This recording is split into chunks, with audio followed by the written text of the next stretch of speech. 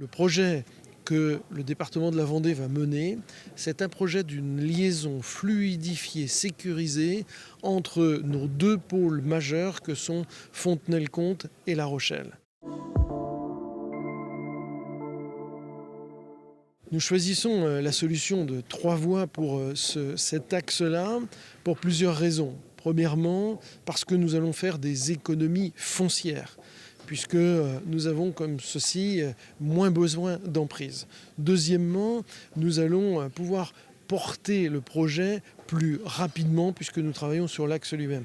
Troisièmement, nous allons pouvoir plus facilement respecter les contraintes environnementales qui sont sévères sur le sud Vendée, en particulier avec Natura 2000. Le projet que nous portons est un projet concret, réaliste et qui aboutira. Avoir une autoroute, en tout cas une alternative à l'autoroute, c'est un plus. D'abord pour tout à chacun, pour évidemment l'économie, bien sûr pour la santé. Ça va permettre aussi d'avoir des médecins qui sont un peu en surnombre sur la Charente-Maritime, mais en tout cas sur La Rochelle. Donc être en proximité, ça peut permettre d'avoir de nouveaux médecins, bien sûr de nouveaux habitants.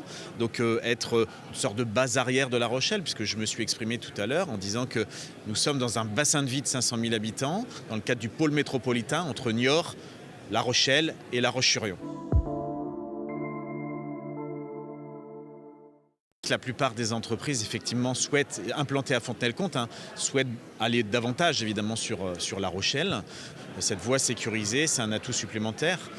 Donc elle est essentiellement liée évidemment au développement économique. Et puis on a pu le dire aussi, vous savez que le port de La Rochelle est un port extrêmement important, un des plus grands ports français.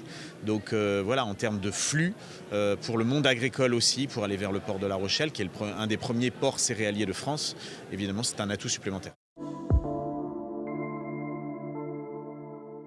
Nous allons avoir des études environnementales, bien évidemment, une DUP à déposer auprès de la préfecture et puis, dans un troisième temps, acquérir le foncier nécessaire pour cette restructuration. Et ce sont 20 millions d'euros que nous allons flécher sur cet axe majeur vers La Rochelle. Et nous aurons l'occasion donc de commencer les travaux, je l'espère, dès 2026. En tous les cas, c'est l'objectif que je fixe à nos services.